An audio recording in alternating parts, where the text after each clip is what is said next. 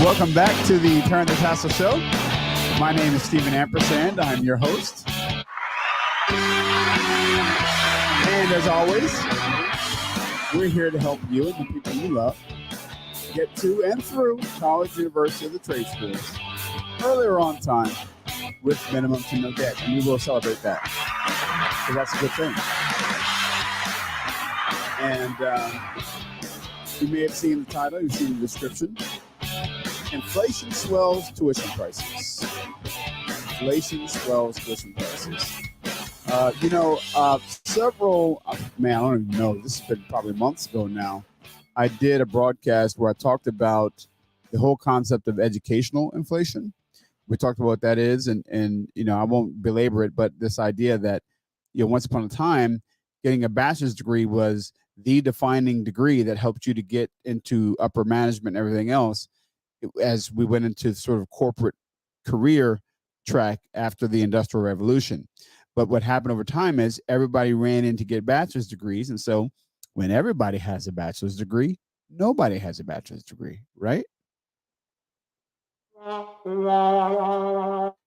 There we go.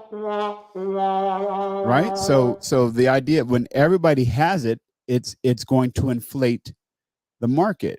Well, if everybody has a bachelor's degree, and the bachelor's degree is the minimum requirement for the high-level jobs, we have to find a way to differentiate people so that we don't have to give everybody a high-level job. You can't have all chiefs and no Indians.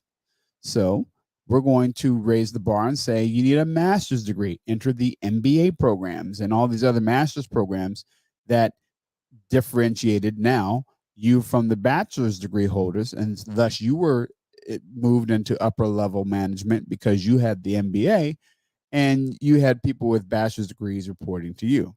And then everybody ran and got master's degrees, which we have also talked about in previous broadcasts, that the master's degree has the worst ROI, the worst return of investment of any of the degrees that exist. It's worse than the associate, worse than the bachelor's, worse than the doctorate degree. So what happened? All right, well, everyone ran and got master's degrees. So now the next bar, the goalpost has been moved again. And now you got to get a doctorate. So now you got people running to get these doctorate degrees of various kinds, and they've created all different kinds so that you can differentiate yourself and ultimately be in upper management. That was the concept of educational inflation. Okay. Well, we're seeing inflation in every area of our lives right now, particularly and obviously in our financial lives. Inflation has gone up somewhere around 4%. Gas prices are out of control. There are supply chain issues so that there's scarcity of items to go buy from the grocery store. And you have people that have resources to go buy it, although that's shrinking with the inflation. But you don't have as much product out there to go get. Thus, you have a supply-demand issue. There's a low supply, high demand. That means the prices naturally go up. Because if everybody can afford to buy it and there's only a few things there, there's only one way to, essentially create a separation between who can buy it and who can't. It's called raise the price. That's inflation, right? So why then are we seeing inflation in the tuition and fee prices in higher education? When you consider this for a moment, we've seen historically low birth rates over the past couple of generations. We are now at a point where we're beyond the replacement rate. In other words, we're not having enough babies generationally to replace the folks that are aging out of the workforce and out of the college ranks. So there's fewer people that are college ready and college able to go to college than there were in the previous generation, and the one before that, and the one before that. That's problematic.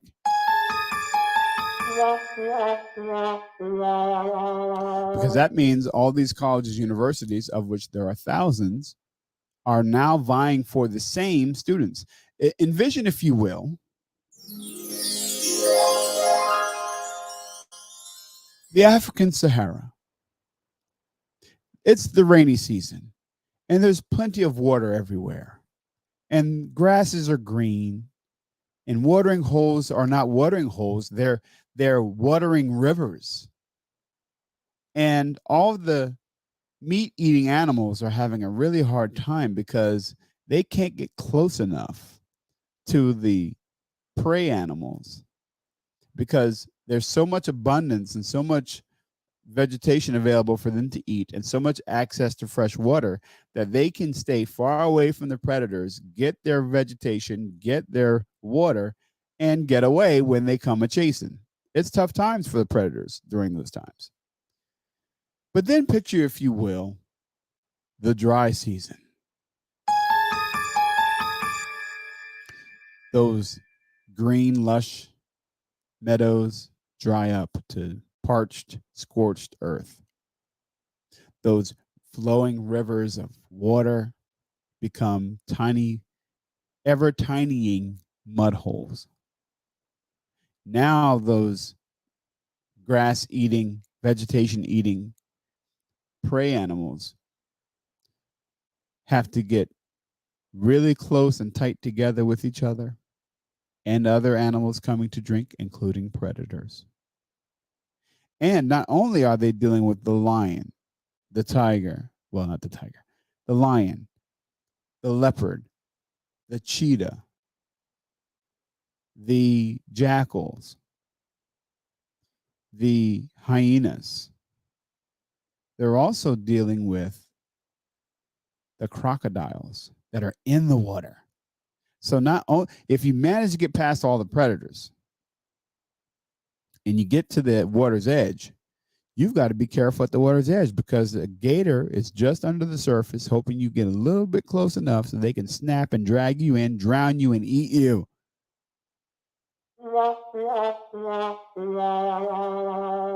Dag. It's messed up. Okay. Why do I give you that analogy? Because that is what higher education has become. Higher education is now dried up. And you've got all these institutions vying for the same students, and everybody's crowding in to try to get the same people. And there's perils on all sides. So, because that's the reality, in a normal market situation, the answer would be low demand equals low prices. Fewer people to go get these services. People have less resources overall, and they've got such ample inventory to choose from. They can go to so many colleges, and they're all admitting them. They're all accepting them because they all need enrollment. So you're getting into all of these schools. We talked on yesterday's episode about how they are literally over accepting students, just like the airlines overbook flights in anticipation that the competitive market's going to draw or melt away their class. So by all measures, the price should be going down. And that's exactly what would happen if we were in a true market situation. But what we have in higher ed is essentially an antitrust, a de facto antitrust situation, almost like the NFL, right? Where the owners came together and decided what the salary cap is going to be. And they worked with the players union to figure out and hammer out all the details. But they decide what the salary cap is going to be. They decided what the market's going to be so that the players don't have the ability to flood to an owner that has piles of money to give them and thus leave wanting the programs and the teams that don't have that kind of money to where they would always be a losing team, losing franchise because they could never get the best players, right? So they colluded legally. They were legally allowed to decide to have their own insular market, and they set the table so that there's more parity in their league. Colleges and universities have done the same thing. And that's why they can still set their own prices. Well, how are they still setting their own prices if nobody's going to the number of students that used to go? I'm glad you asked. Because they have a guaranteed cash flow through the federal direct loan program. So yes, our federal government, by way of the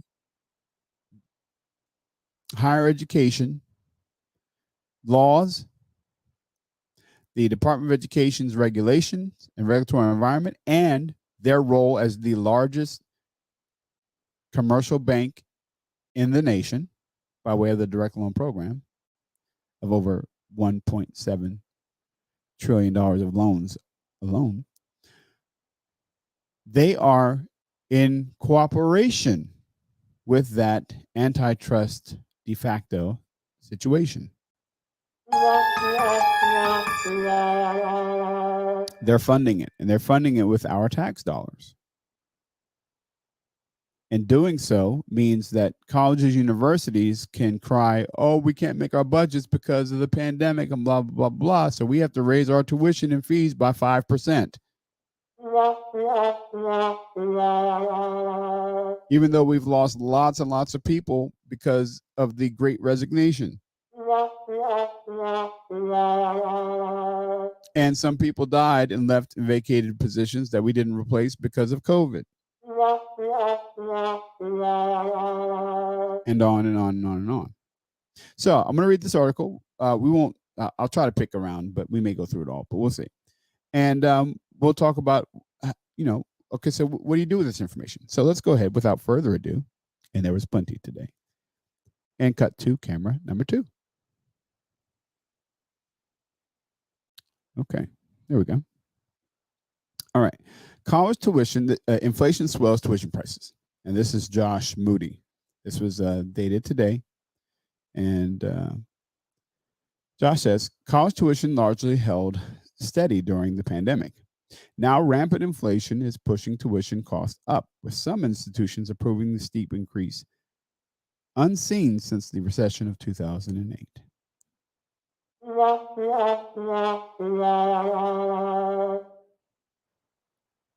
In an email to employees last week, Boston University President Robert A. Brown outlined many familiar challenges in higher education today. The need to help Ukrainian students affected by the war in the homeland, lingering concerns about the coronavirus pandemic, and difficulty hiring and retaining talent amid the Great Resignation. I just mentioned that.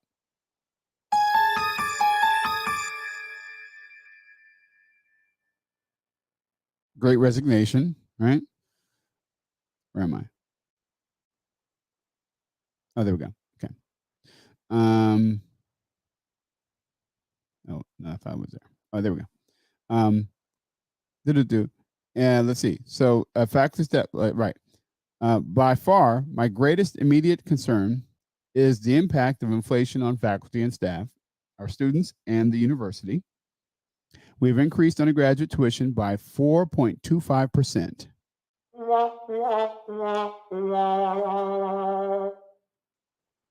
Which means y'all got to pay for our problems. For the the coming academic year, our largest increase in 14 years, following an increase of only 3% last year. So this is 4+% on top of 3% last year. What in the world? This increase does not keep pace with the current national rate of inflation and cannot fully offset the increased cost of university operations or fund salary increases that would fully mitigate the effects of inflation on the families of faculty, or fund salary increases that would fully mitigate the effects of inflation on the families of faculty and staff. I also am mindful that our students and their families are affected by our increases and by inflation. Right. Okay, hold on. Stop the show. Let me come back to that. Right. So he's saying, listen, we've had to do this increase because, we got to help our faculty and staff and their families because of this inflation. Meanwhile, your faculty and staff, many of whom are making 6-figure income, right? And let's be honest. Come on, tenured faculty, come on.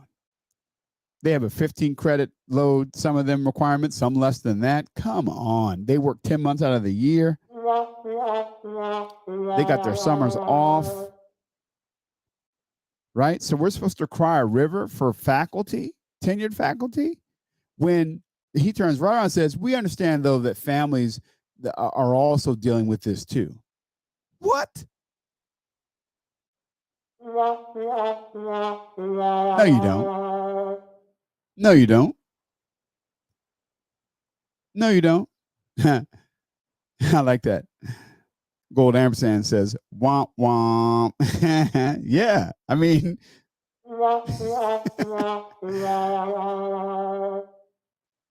also says preach. I'm preaching today. That's right. Okay.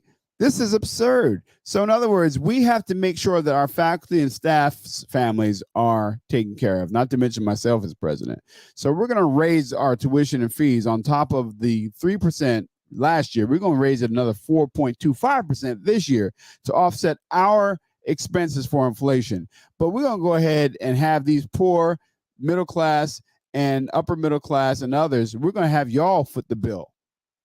Because y'all ain't dealing with inflation. Oh, wait, you are, but you know,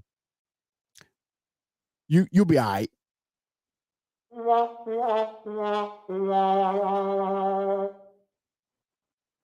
Why? Why would they be all right?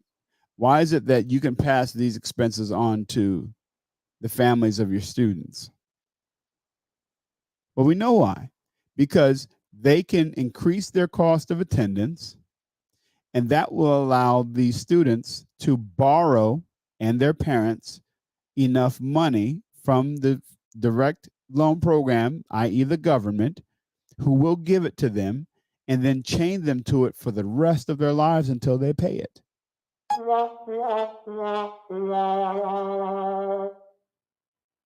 It's a trap. It's a trap. You see, this is reckless.